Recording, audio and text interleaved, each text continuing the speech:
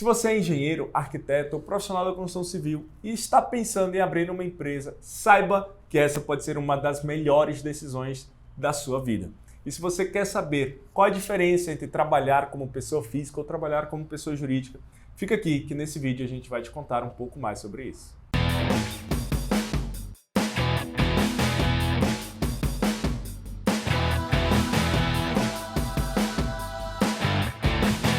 Fala galera, tudo bem? Eu sou o Gabriel. Eu sou o Bruno. E estamos aqui hoje para conversar um pouquinho sobre a diferença da prestação de serviço como engenheiro, arquiteto ou profissional da construção civil, independente se você vai prestar esse serviço como pessoa física, como autônomo ou como pessoa jurídica. Quais as diferenças, quais as vantagens e quais as obrigações que ambas as partes vão ter que prestar depois para o governo.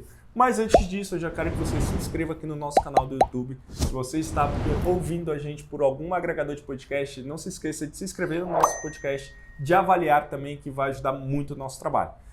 Dito isso, vamos lá, Brunão. Engenheiro, arquiteto, profissional da construção civil, são profissões muito importantes hoje no Brasil, né? Sim. E existe muito ainda essa dúvida. Poxa, eu vou trabalhar para uma grande empresa, vou ter uma empresa, vou trabalhar de forma autônoma, né? Quais são as implicações aí, basicamente, desse profissional começar de forma autônoma?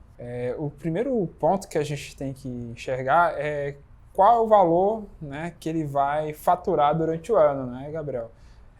Todo recebimento como prestador de serviço autônomo, ele entra lá em rendimentos tributáveis do imposto de renda. Exato. Que o teto hoje está 28 mil. 28 mil e alguma coisa. Lógico que depende de vários fatores, mas esse é o fator inicial. Isso, rendimentos tributáveis, a partir disso você começa a pagar impostos, lá pela tabela do imposto de renda, que sempre todo ano é atualizada. Exato. E tal.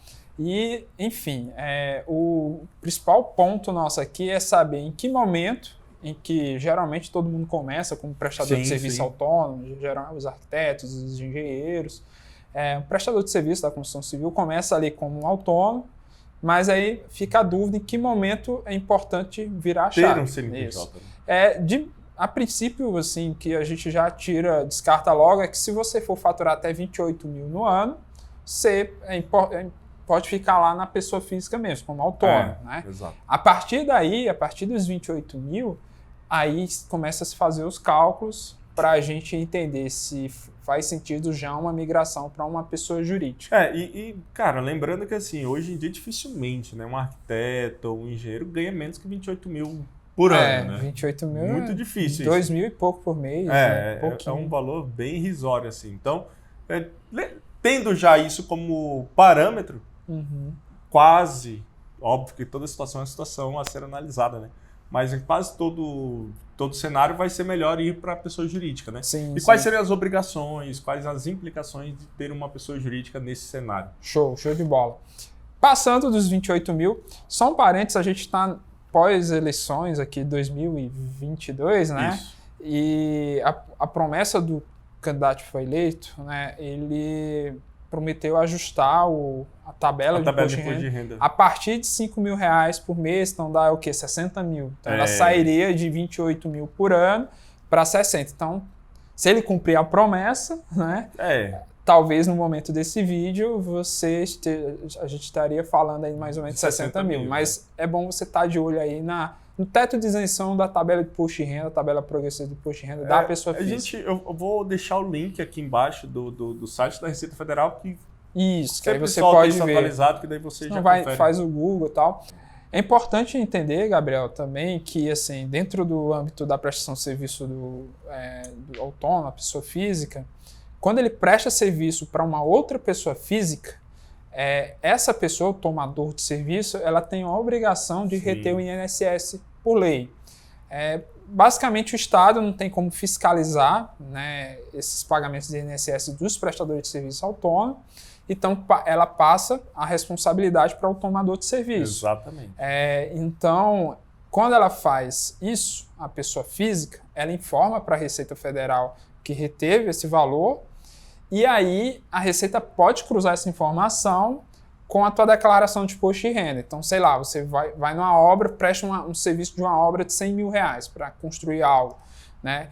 A pessoa ela vai reter 11% de INSS, exato, o tomador de serviço. Então, vai informar lá. Como ela reter os 11%, obrigatoriamente, né, assim, naturalmente, a Receita vai entender que você recebeu ali próximo de 100 mil reais. Se ela reteve lá... 100 mil menos 11 mil. Se ela reteve lá 11 mil reais, então a Receita ela vai entender e ela pode cruzar essa informação com a tua declaração. Se tu declarar zerado no imposto de renda, pode dar problema de malha fiscal. Muito problema. Ou se você declarar lá, então eu vou declarar que eu ganhei só 28 mil, sim, né? Ou 60 exato, mil. Sim, sim. Aí isso aí pode dar problema sério. Então, é importante... a área da construção civil é uma das únicas em que o tomador de serviço, sendo pessoa física, é obrigado a fazer algum tipo de retenção. Se esse tomador de serviço for contratar um serviço, por exemplo, de diarista ou algo nesse sentido, né, jardineiro, essas coisas, ele não é obrigado a reter o INSS. Né? Só na área da construção civil que sim, porque é uma área que emprega muito. Diferente da pessoa jurídica, né? A pessoa jurídica, além, assim, dependendo da prestação de serviço, além da retenção de INSS, a pessoa jurídica ela também retém o ISS, Imposto sobre Serviço. Só que aí já é para vários profissionais, vários setores, não só da construção civil. E ela informa isso no SPED, né, dessas retenções e tudo. E a Receita Federal ela pode pegar essa informação e cruzar com a tua declaração de imposto de renda também na pessoa jurídica. Né? Então, hoje está bem mais difícil. A gente gravou um vídeo aqui sobre sonegação e tal, a gente vai colocar aqui no card e nesse vídeo você vai ver a dificuldade que a galera tem, né, para sonegar imposto, que a Receita está cada vez mais fiscalizando. Né? E querendo ou não, o Pix, né, veio justamente para isso. Então, não se engane. Não, fulano me mandou o Pix aqui, tá tudo certo. Não se engane, cara. Então, assim, se você presta serviço como pessoa física ou como pessoa jurídica, essas informações a Receita Federal, o Fisco Estadual vai ter acesso a essas movimentações. Então, dito isso, né, Gabriel, é importante, a partir do momento que a gente ultrapassa aquele teto, abrir sim uma pessoa jurídica, né? Porque os impostos são bem menores. Eu trouxe uma simulação aqui, legal, que a gente vai colocar, uma simulação de uma prestação de serviço de 100 mil reais. Quando você presta esse serviço como pessoa física e quando você presta esse serviço como pessoa jurídica, tá? Vou abrir aqui ela para você. Então, Gabriel, a situação é o seguinte, a gente tem aqui duas situações, recebimento pessoa física e lá embaixo recebimento pessoa jurídica pelo Simples Nacional. Simples Nacional é um regime tributário. Depois já a gente explica a diferença dele para o lucro presumido e tal. Inclusive, a gente tem vídeos falando sobre. Tem vídeos que falam. Nessa situação específica, o Simples Nacional ficou melhor para esse profissional aqui. Então, vamos lá. Valor do contrato, 100 mil reais, tá?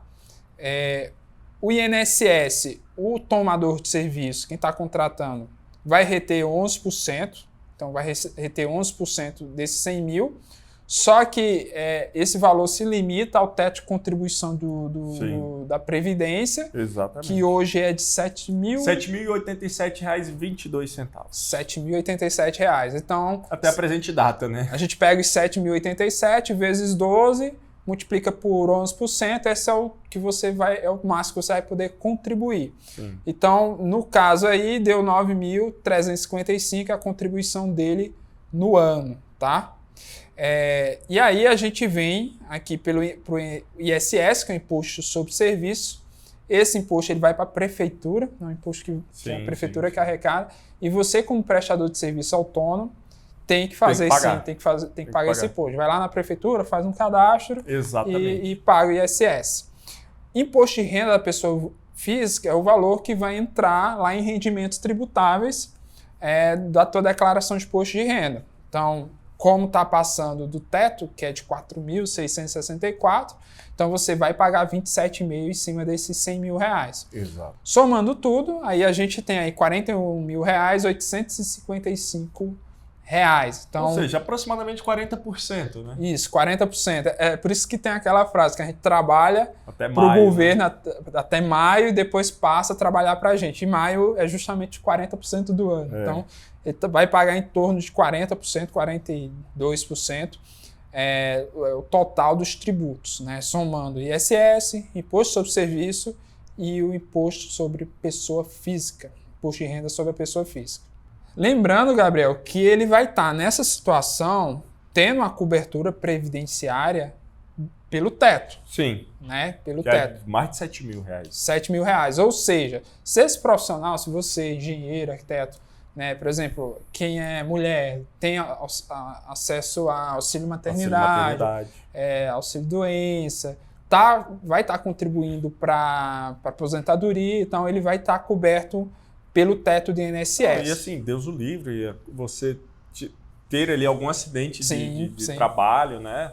Então, é importante a gente destacar aqui, porque quando a gente for falar agora da simulação pelo Simples Nacional, que já é sendo uma pessoa jurídica, né, essa cobertura ela diminui, tá? Então é importante que você tenha ciência disso. Então vamos lá, pelo Simples Nacional, o mesmo contrato, R$100.000, ele vai pagar um imposto, que é o documento de arrecadação do Simples, que é a consolidação de todos os impostos, de 6%. Então ele vai pagar R$6.000 de imposto. Esses impostos aí de R$6.000, ele vai para Receita Federal, o ISS, que é o Imposto sobre Serviço, está dentro desse cara aqui, vai para a Prefeitura, enfim, vai para alguns fundos também de contribuição, tem o Imposto Patronal também, são 5 impostos dentro de um só. Dentro da mesma guia, né? Exato. Aí a gente vai colocar aqui um Prolabore, no valor de R$28.000 por ano, tá? Esse Prolabore, ele entra lá em rendimentos tributáveis do imposto de renda. Exatamente. É o salário, do sócio. Tem um vídeo aqui falando sobre Prolabore, tá?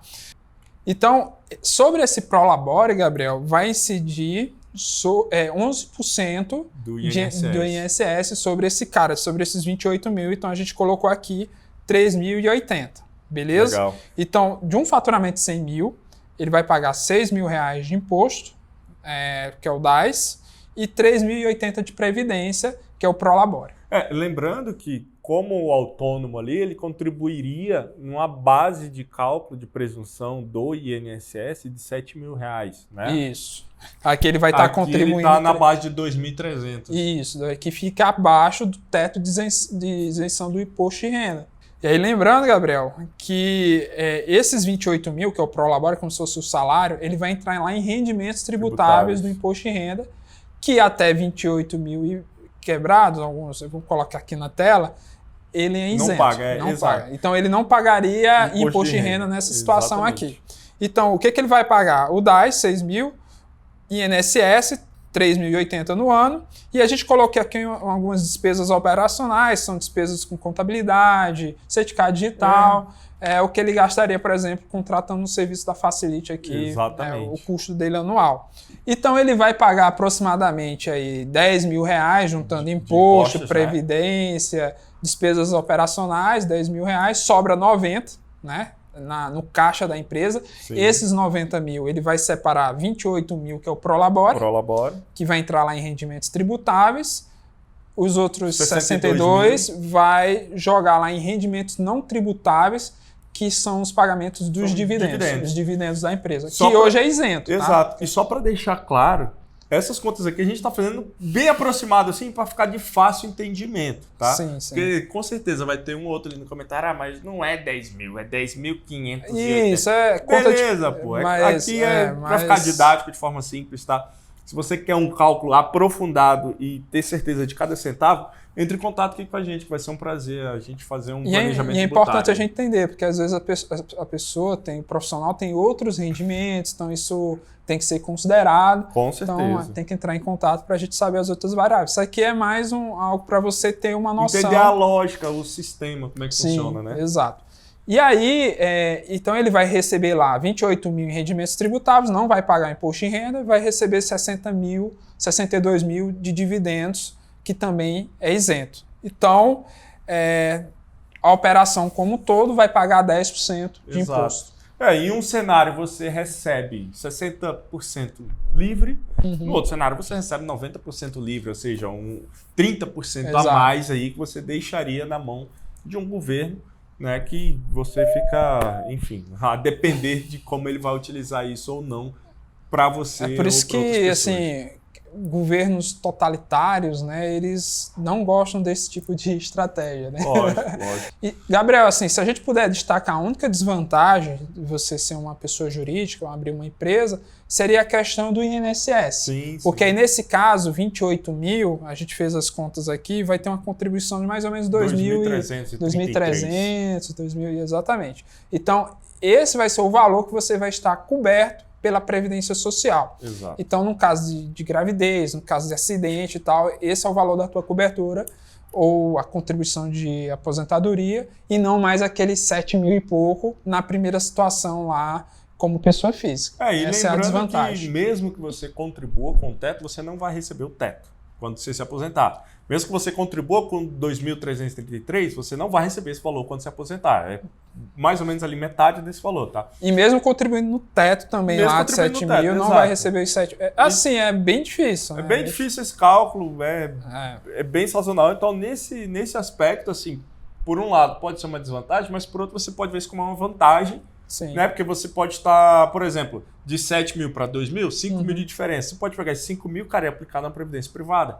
Né? Sim, então, sim. E aí você está construindo um outro patrimônio. Em dados do próprio INSS, ele fala que daqui 20 anos, o máximo que a Previdência vai... Porque é um esquema Ponzi, né?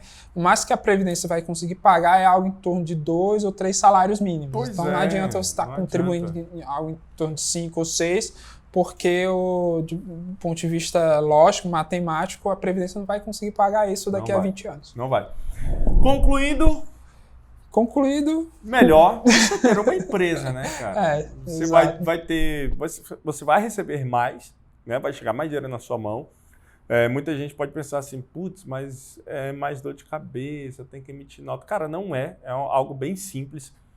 Se você conversar com um dos nossos clientes, você vai entender que o sistema, né, da Facility, a gente faz isso exatamente para facilitar para você, para ficar de forma simples, para ficar de forma clara, rápida, objetiva. Então, emite a sua nota ali, gera teu boleto, o cara já te paga, tu já tem integração com o banco, então lá você já separa o que é Prolabore, dividendos, exato. Tudo bem prático. Aí a galera aqui do DP já manda para você a guia do INSS, do seu Prolabore, do seu Simples Nacional. Cara, é simples. Não é trabalhoso, você apenas tem que ter atenção a alguns detalhes e conversar com a gente. Então, se você quer entender como economizar esses 30% aí, né, deixar de ganhar 60% e ganhar 90% da sua operação, fala com a gente aqui nos comentários. Vai ficar um link aqui na descrição, você vai falar com o Alex ou com o Adenor. É só falar com um deles dois aí, que com certeza eles vão conseguir te ajudar. Se precisar, você marca uma reunião comigo, marca uma reunião com o Brunão aqui, que vai ser um prazer atender você e fazer esse planejamento tributário aí. Algo mais? Não. É isso então, pessoal. Não se esqueça de se inscrever no nosso canal do YouTube. Se você está por algum agregador de podcast, não se esqueça de avaliar aí o nosso podcast, pois ajuda bastante a nossa equipe de produção aqui. Um forte abraço e até o próximo vídeo. Valeu! Se você é engenheiro, arquiteto, profissional da área da construção civil, esse vídeo é para você. Não é essa a introdução.